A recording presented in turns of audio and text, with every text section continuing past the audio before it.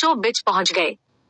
जब उन्हें यह एहसास हुआ कि वो भटक चुके हैं, तब तक बहुत देर हो चुकी थी तथा वो जंगल के बहुत अंदर तक प्रवेश कर चुके थे। भागदौड़ की वजह से उनको प्यास लगी। उन्होंने पहले अपनी प्यास बुझाने के लिए अगल बगल में नदी या तालाब खोजने लगे।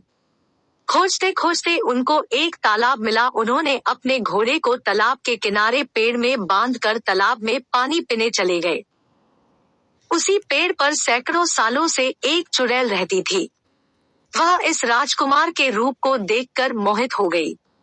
राजकुमार के पहनावे और शरीर के पहनावे को देखकर उसने अंदाजा लगा ही लिया कि यह जरूर किसी उच्च खानदान के राजा के घर का है। चुड़ैल ने सोचा कि कई वर्षों से मैं प्यासी हूँ, ना ही किसी मनुष्य का खून मिल पाया है और ना ही पुरुष का साथ मिल पाया है। मुझे जंगल को अब छोड़कर अपने शिकार की तरफ चलना चाहिए, क्योंकि वर्षों की प्यास अब बुझाने का समय आ गया है। चुड़ैल ने राजकुमार को मोहित करने के लिए स्वर्ग के अप्सराओं जैसा अपना रूप बना लिया तथा उसी पेड़ के नीचे खड़ी होकर राजकुमार के पानी पीकर वापस आने का इंतजार करने लगी। तालाब शीतल जल से अपना प्यास बुझाने के बाद राजकुमार वापस उसी पेड़ के पास आए जहां उन्होंने अपने घोड़े को बांध रखा था। अपने घोड़े के पास पहुंचते हैं तो देखते हैं कि एक बला की खूबसूरत स्त्री वही पेड़ के नीचे खड़ी है। उसके शरीर से मादक खुशबू चारों तरफ फैल रही है।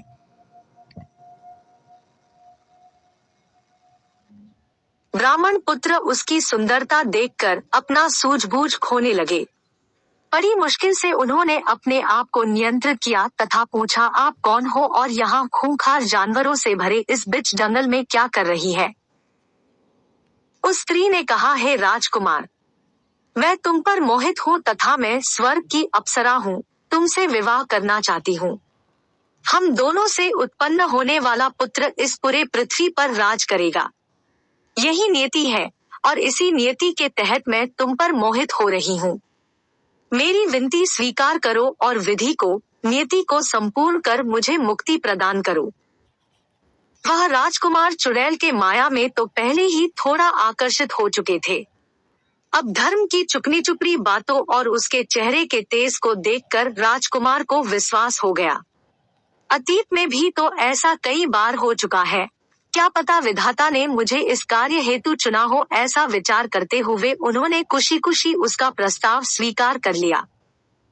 चुड़ैल की शादी राजकुमार के साथ। कभी राजकुमार को खोजते खोजते उनकी पूरी पलटन वहां आ पहुंची। राजकुमार का सेनापति कभी राजकुमार को खोजते खोजते उनकी पूरी पलटन वहां आ पहुंची। राजकुमार का सेनापति राजकुमार के निकट आकर उनका कुशल मंगल पूछा और पीछे छूट जाने की क्षमा याचना मांगने लगा। राजकुमार साहब तो पहले से ही प्रसन्न थे। उन्होंने कहा, कोई बात नहीं, और उन्होंने सारा कहानी बताया और तुरंत उस देवी को ले जाने के लिए पालकी के निर्माण का आज्ञा दिया। सैनिकों ने टहनियां काटकर आनन फानन में पालकी बनाया। किया चुड़ैल ने राजमहल में राजा और सैनिकों के साथ क्या किया, जानने के लिए चैनल को सब्सक्राइब करें। दोस्तों, अगर आपको यह कहानी अच्छी लगी तो चैनल को लाइक, सब्सक्राइब, शेयर करें। हमें बहुत खुशी मिलेगी। धन्यवाद।